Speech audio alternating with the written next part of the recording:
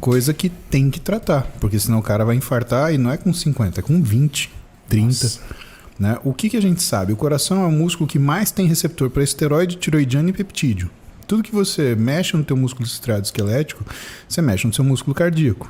Né? Então, assim, o abuser de esteroide, ele vai ter algum grau de alteração cardíaca. Mas um hormônio peptídico, por exemplo, é o GH, o hormônio do crescimento. Exatamente. Ele também pode trazer algum colateral, risco cardíaco? Sim, ele pode, e ele pode criar um padrão de lesão que a gente chama de fibrose miocárdica. Então o coração ele para de responder. Tem um trabalho que o João mesmo ele publicou, que é assim, ele pegava um cara que era corredor de endurance, né, e ele dava aquele alicate de pressão na mão dele. Então, pegava o cara lá que tinha uma pressão, por exemplo, 12/6, né, normal. Aí fazia o cara apertar o alicate de pressão. E ele ficava com o transdutor lá no coração do cara. E ele via que aumentava o que chama de curva pressórica, o trabalho miocárdico. Então, esse cara fazia uma pressão só de apertar a mão aqui, né, que subia para 16, 17/8, mostrando o quê? Que tinha um trabalho muscular vigente e que o coração respondia a isso. Beleza, ele foi fazer com o fisiculturista, não deu. Ele botou o fisiculturista no leg press, sem resposta. Ou seja, o coração perdeu a capacidade de contrair forte para conseguir fazer o débito cardíaco que precisa. Caramba. É por isso que você vê muito fisiculturista, muito não, graças a Deus, mas você vê aquele cara grandão, cansadão, vai andar um quarteirão, aquele cara que você olha para ele e ele tá nesse padrão, isso é um padrão de insuficiência cardíaca congestiva. Esse cara precisa passar num cardiologista. E eles geralmente acham isso normal. Exatamente. Porque como todo mundo tem o mesmo, todos os amigos dele, bodybuilder, têm a mesma resposta, esse mesmo sintoma, ele fala, então tá em casa. A gente tinha um conhecido que faleceu até, né, carioca, um cara bem grande. Eu não citar nome que não faz sentido, né? Mas ele tinha esse padrão. Você conversava com ele, dava desespero, porque ele falava... Ele parado, aquele cansaço ruim, né? Se tiver alguém que está assistindo isso, que se sente assim, que tem esse cansaço ruim, que não passa, que vai andar um quarteirão e já cansa, cara, vai procurar um cardiologista, vai procurar um médico do esporte, vai investigar isso. Isso é sério, isso mata fisiculturista, meu.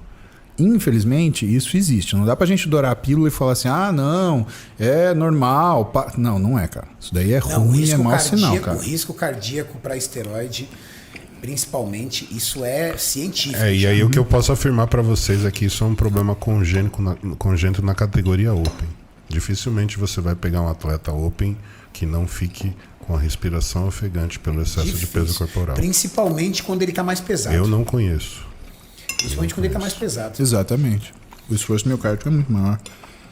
Você tem que ver que você põe mais músculo, você tem a ação do hormônio sobre esse músculo e você tem a ação do músculo desenvolvido sobre a necessidade de débito cardíaco. E um músculo muito forte, ele está contraindo e o coração está brigando para fazer perfusão. Então não é uma coisa simples. E esse enrijecimento da parede do coração, ele é reversível? Uhum. Sim. A gente usa medicações... Não.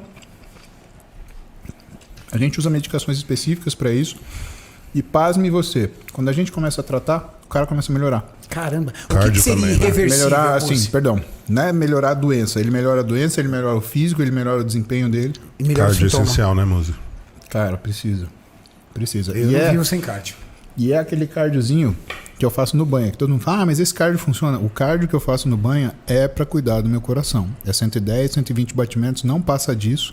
Ele é de moderada a baixa intensidade para o coração trabalhar e impedir que exista uma coisa chamada remodelamento, né? Que é como se fosse uma cicatrização, uma fibrose do músculo miocárdico que não tá saudável. E existe alguma doença cardíaca provocada pelo esteroide que, dependendo do nível, ela se torna irreversível? Você tem hipertrofia de septo, né? Hipertrofia miocárdica, né? Quando você tem uma hipertrofia muito grande, o que acaba acontecendo é que a irrigação do coração não é suficiente. Então você tem que pensar o seguinte: a artéria coronária e suas tributárias, você tem que pensar que tem uma espessura aquela parede do coração. Maurício, coloca uma foto aí do coração só pra galera compreender que isso é bem legal, cara. E ajuda o Muzi na didática. Coloca aí. NETTER espaço H-E-R-T. Caramba. Isso é um notebook. Eu vendo aqui HRT. Isso. Deve pôr imagens, deve ter uma imagem do coração. Heart. H-E-R-T. Não, coisa. Aí. Boa! Primeira foto ali. A primeira, que o coração tá cortado na metade. É exatamente essa. Bom, o que vocês estão vendo aí? Vocês estão vendo o coração cortado no meio. Vocês estão vendo que o músculo cardíaco ele tem uma espessura, tá? Então, quando a gente tem artérias coronárias... Eu vou abrir a imagem aqui pra melhorar. Nossa, ficou legal pra caramba. Então, o músculo miocárdico ele tem uma espessura e ele tem essa parede de divisão entre o ventrículo direito e esquerdo, que é o septo, tá? Quando a gente olha a espessura da parede do coração, o que vocês estão vendo? Que o coração esquerdo, a parede do lado esquerdo, ela é muito mais grossa que a parede do lado direito. Verdade, passa aí o mouse pra galera entender, Maurício, as bordas, tá vendo? Do lado esquerdo.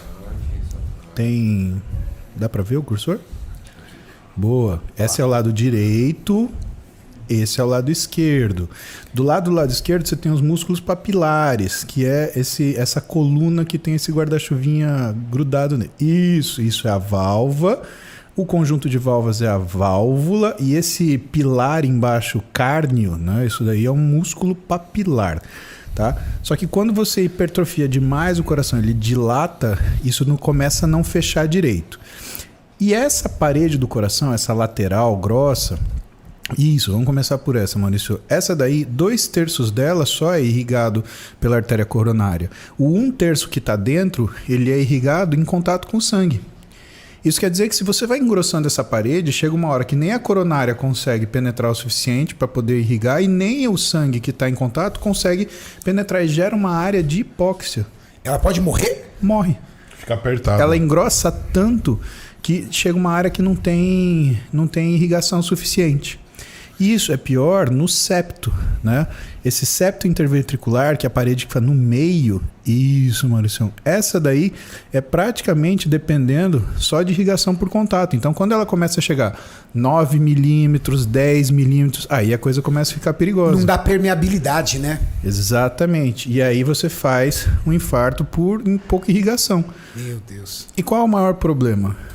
Lembra que eu falo, doença de velho em velho, tudo bem. Doença de jovem em jovem, tudo bem. Agora, doença de velho em jovem em velho é coisa ruim. Né? O que é pior? É um jovem infartando ou um velho infartando? O jovem. O velhinho infarta e aí ele fica na cama, ele recupera no hospital. Por quê? Porque como ele teve estímulos de hipóxia ao longo da vida, ele fez uma circulação colateral, ou seja, vasos desenvolveram para irrigar melhor aquele músculo cardíaco. Porque foi um processo lento, né? Exatamente. Não foi rápido essa doença. O jovem não tem isso. Vai lutando contra isso de alguma forma, né? E o jovem não tem isso. Então, quando o jovem infarta, ele infarta para acabar. Por isso que é tão grave. O cara que é jovem infartar, se ele sair disso, cara, é caso de escrever. Porque... E você falou tudo, sabe por quê? Os poucos amigos ou as poucas pessoas que conhecemos abaixo dos 30 anos que infartaram é fulminante. Não voltaram. Não volta. Agora, meu pai mesmo, acho que teve uns 3 infartos.